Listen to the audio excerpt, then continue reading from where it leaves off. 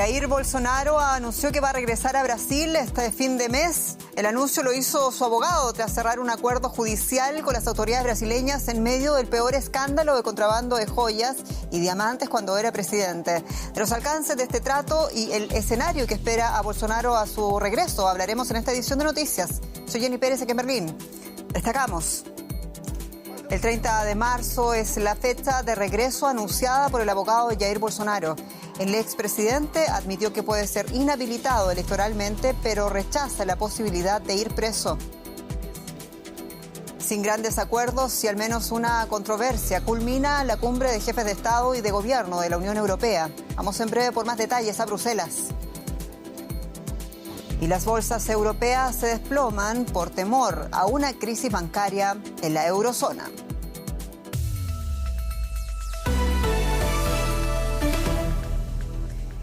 El expresidente brasileño Jair Bolsonaro anunció que va a regresar a su país el próximo 30 de marzo. Bolsonaro se encuentra aún en Estados Unidos desde que abandonó el poder antes del cambio de mando presidencial en diciembre del año pasado.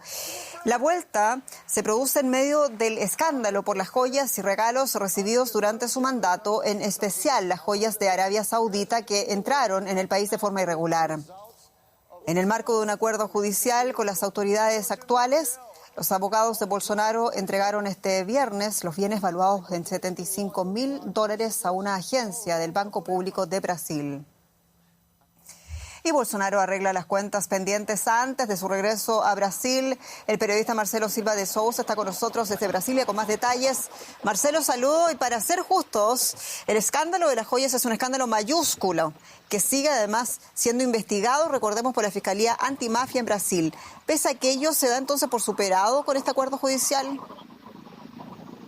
Buenas noches, Jenny. Bueno, está claro que este escándalo todavía no se cierra, porque la defensa de Bolsonaro devolvió hoy las joyas y también armas que había recibido como presente de Emiratos Árabes Unidos en 2019 aquí en esta sede de la Policía Federal en Brasilia, como parte de un acuerdo y una orden que había partido el Tribunal de Cuentas del Estado, que le daba a Jair Bolsonaro 5 días para devolver presentes, que se los había quedado en calidad personal, pero que el Tribunal de Cuentas entendió que se trata de patrimonio del Estado. Y a partir de esto, la Policía Federal y la Fiscalía están investigando posible desvío de recursos y malversación, porque se ha abierto una investigación en la Policía Federal que todavía formalmente no lo tiene a Jair Bolsonaro como reo o como imputado, pero su defensa ha pedido acceso porque cree que esta es una posibilidad concreta. Joyas que ingresaron de manera irregular al país, que eran regalo para el matrimonio presidencial y que Jair Bolsonaro, parte de ellas, se las quedó como si fueran regalos personales.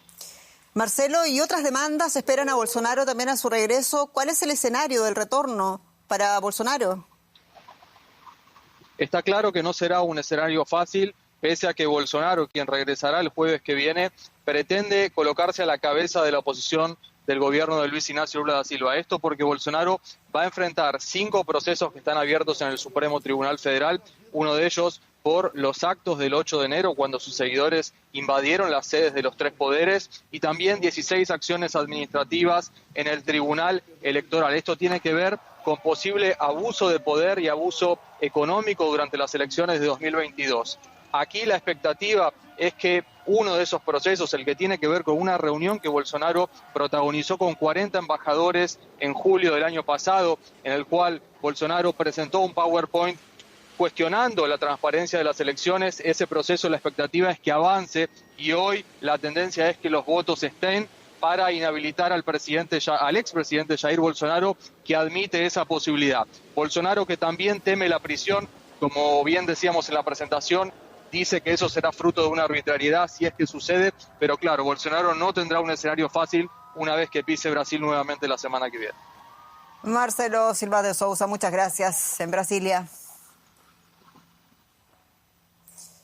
Y más noticias. El presidente de Estados Unidos, Joe Biden, anunció un acuerdo con Canadá para frenar la migración ilegal en la frontera entre ambos países. Biden hizo el anuncio durante un discurso en el Parlamento de Ottawa en el marco de su primera visita al vecino del norte. Se calcula que el año pasado unos 40.000 migrantes cruzaron ilegalmente a Canadá procedentes de Estados Unidos.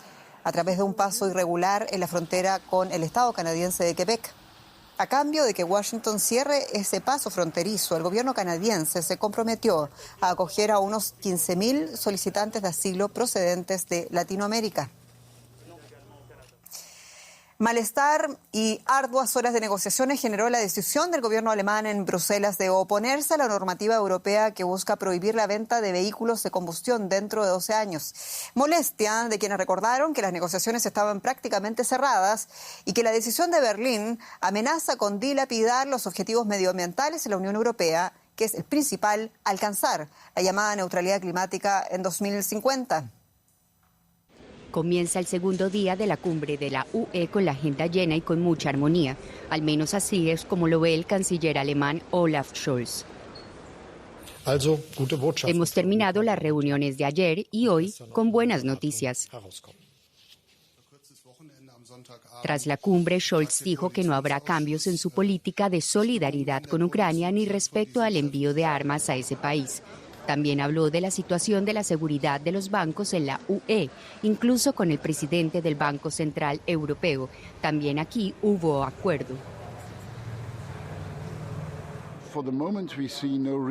Por el momento no vemos motivos para estar preocupados. Por supuesto, me imagino que hace unas semanas nadie veía motivos para preocuparse por el Silicon Valley Bank y entonces pasaron cosas y lo mismo ocurre con Credit Suisse.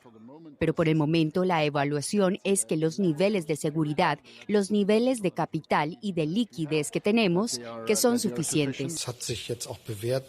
El sistema bancario europeo ha demostrado su valía y nos pone a todos en condiciones de decir que la supervisión bancaria europea y el sistema financiero son sólidos y estables y que tenemos una capitalización resistente de los bancos europeos.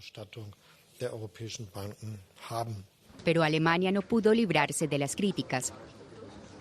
En teoría, a partir de 2035 solo se pueden matricular vehículos sin emisiones de CO2, pero Alemania, a petición de los liberales del FDP, quiere que los motores de combustión puedan seguir usando los combustibles sintéticos conocidos como e-fuel.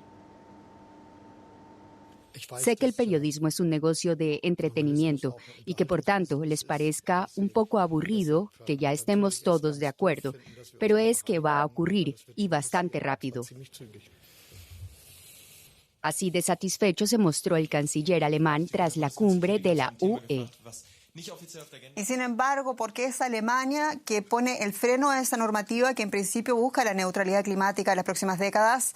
María García Sornosa, mi colega con más detalles en Bruselas. María, saludos. Y bueno, ¿cómo justificaba Alemania su negativa a este tema y qué sigue a contar de este punto? Sí, Jenny, lo cierto es que Olaf Scholz se encuentra en una posición muy complicada aquí en Europa. La negativa reciente de Alemania para oponerse a esa normativa europea que prohíbe la venta de coches de combustión a partir de 2035 ha generado malestar y estupefacción entre sus socios europeos porque era un acuerdo que ya estaba negociado, que ya estaba prácticamente cerrado y que amenaza con diluir las ambiciones climáticas de la Unión Europea, que busca convertirse en el primer continente neutralmente climático en 2050. Aquí en Bruselas ven lo que está pasando como una cuestión de política interna alemana. Ha sido, de hecho, el Ministerio de Transporte, bajo el ala liberal, el que ha forzado esta postura. Sin embargo, a pesar de todo, la sensación es de optimismo porque se están intensificando y mucho los contactos entre Bruselas y Berlín. Hoy hemos visto también una reunión bilateral entre Olaf Scholz y Emmanuel Macron y la sensación y lo que nos dicen desde la Comisión Europea es que se llegará a un acuerdo tan pronto como la próxima semana. María, y esta ha sido una cumbre también que abordó muchos otros temas, como la migración, como el apoyo a Ucrania y el huracán financiero, pero con muy pocas decisiones concretas. Hay que decir, ¿qué conclusiones relevantes salen de esta cumbre entonces?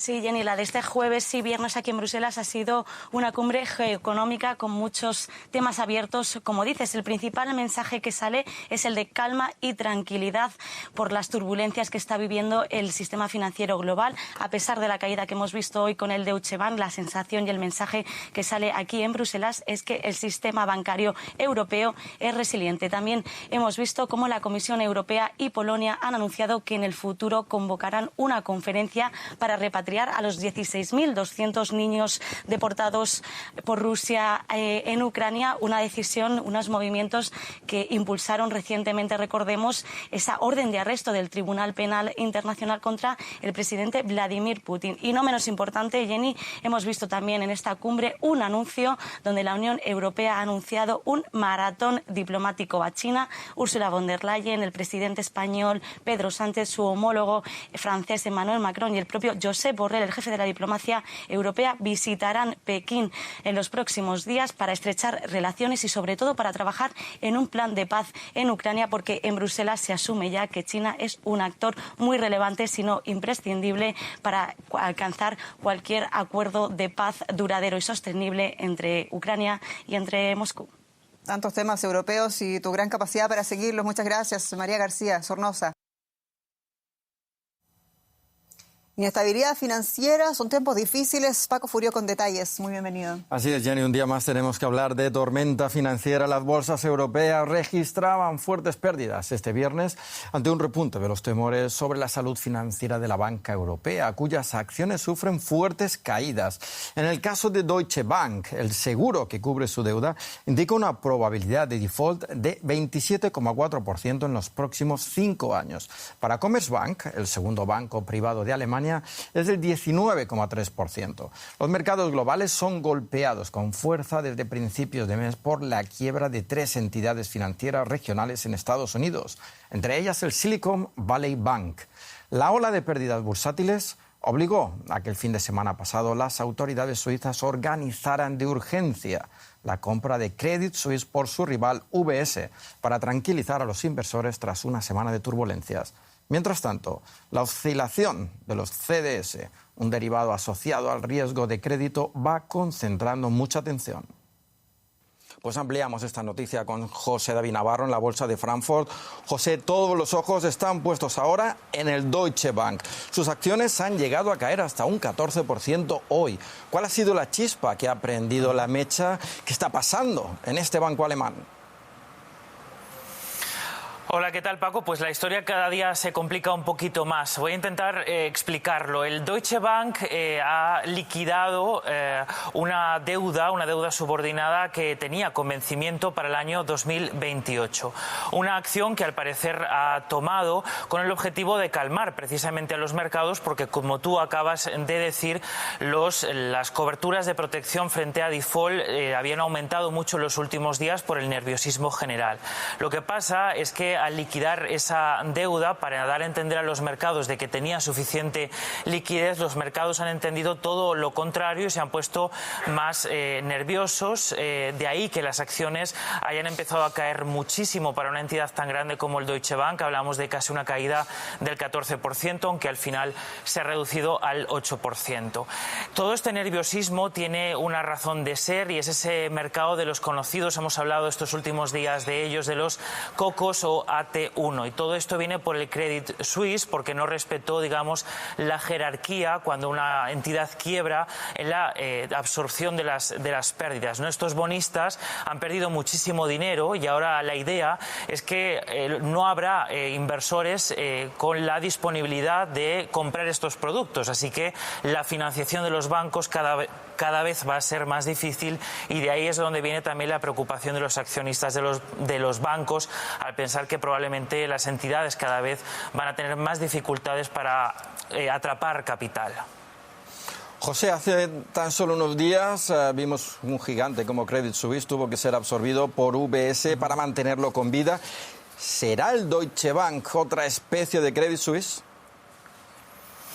Pues esa es la pregunta, ¿no?, que sobrevolaba las bolsas en la jornada de hoy.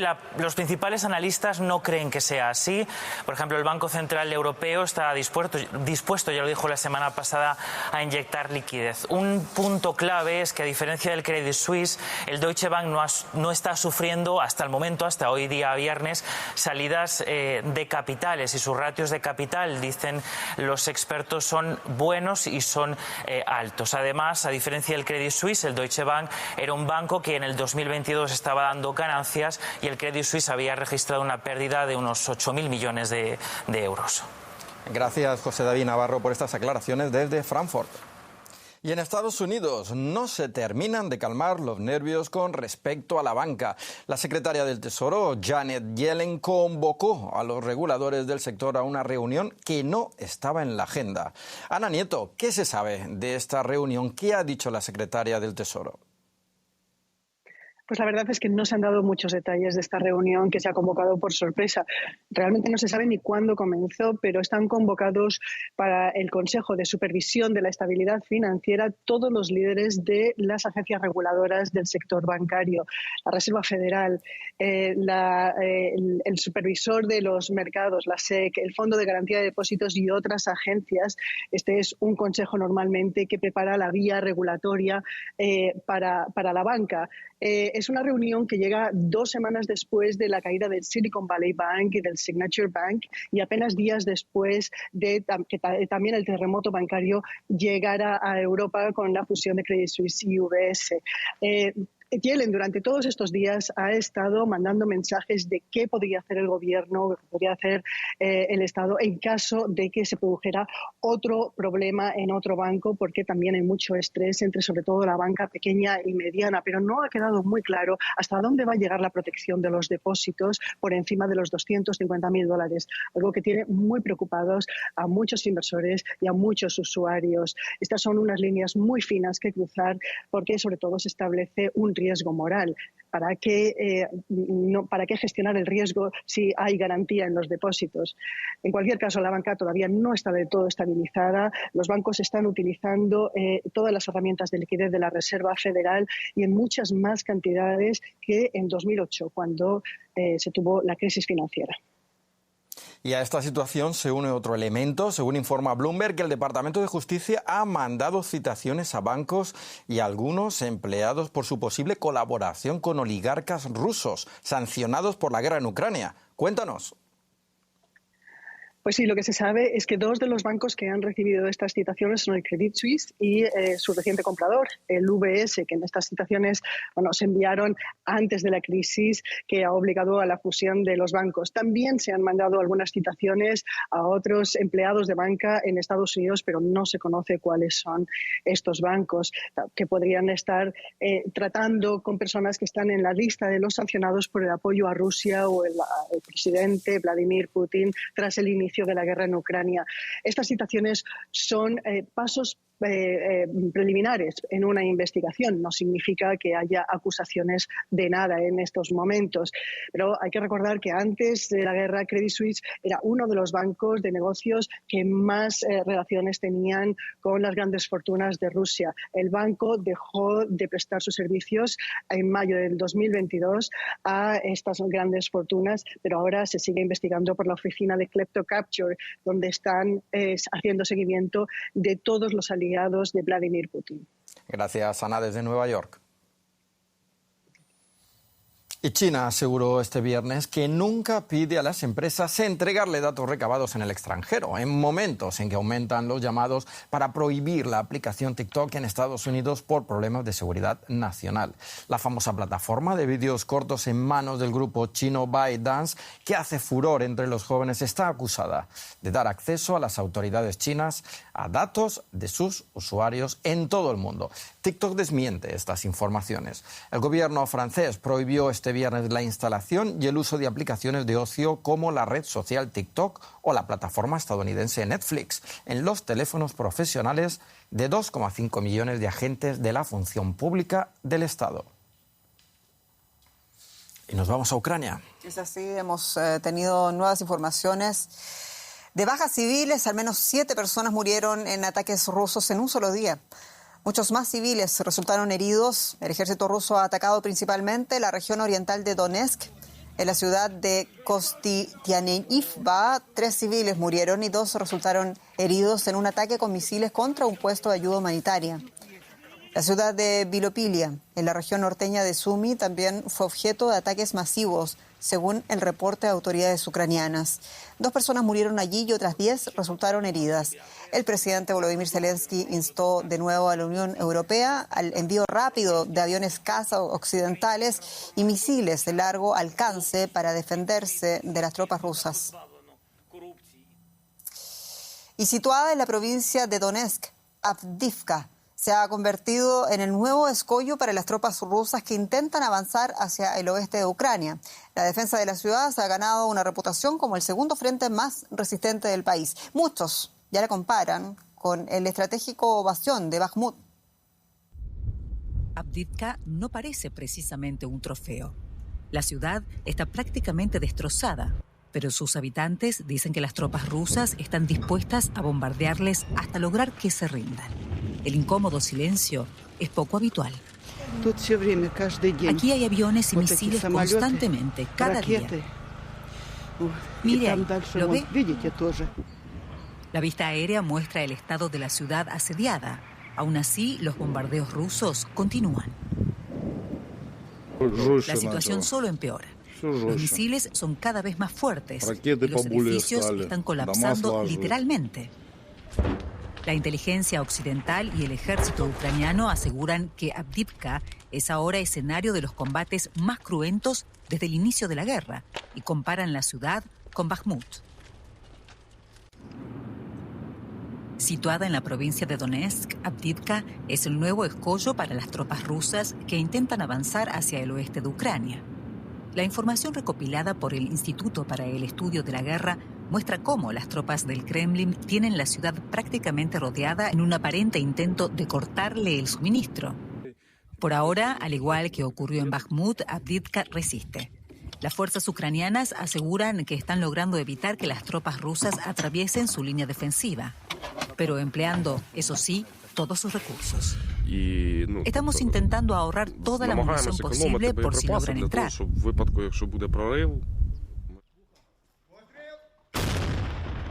La defensa de la ciudad se ha ganado una reputación como segunda fortaleza en el frente, y los locales sostienen que Avdiivka presenta una ventaja sobre Bakhmut.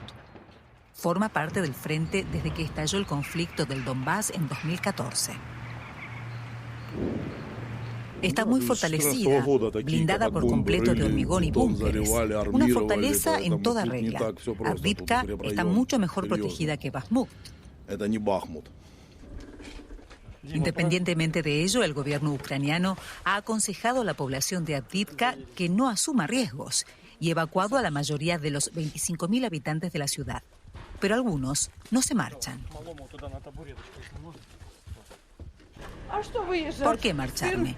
Mis hijos están en el cementerio. Ya nadie me necesita. Lo mismo sienten muchos otros.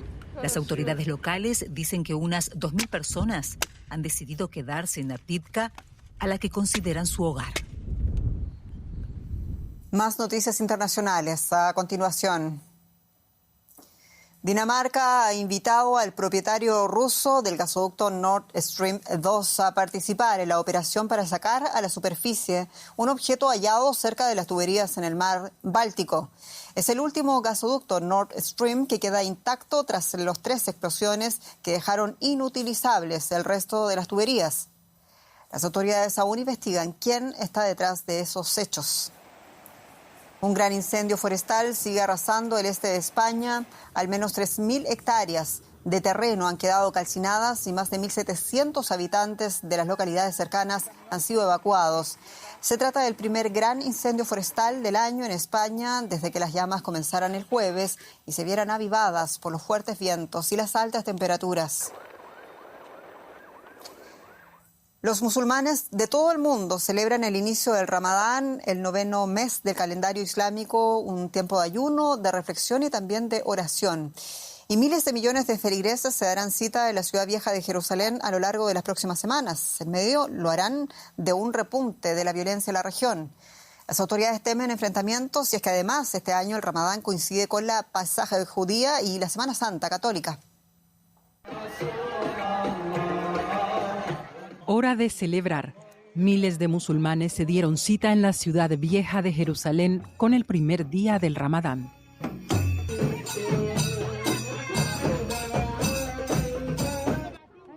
Los feligreses llegaron temprano para disfrutar de su primera comida en la mezquita de Al-Aqsa.